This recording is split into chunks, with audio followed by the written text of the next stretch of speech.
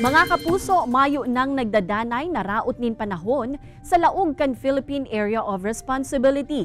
Nag-dissipate o natunaw na kaya ang low pressure area na nakapalaog sa Intertropical Convergence Zone o ITCZ. Alagad, posible man giraray ang mga pag-uuran sa pirang parte kan nasyon.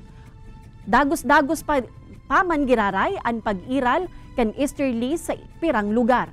Sa datos kan Metro Weather, may tsansa nin uran ang Camarines Norte, Camarines Sur, Albay, Sorsogon, asing Catanduanes.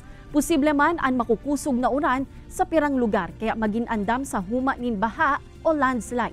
Posible man na maka-eksperyensya nin pag-uran ang iba pang probinsya sa nasyon huli sa localized thunderstorms.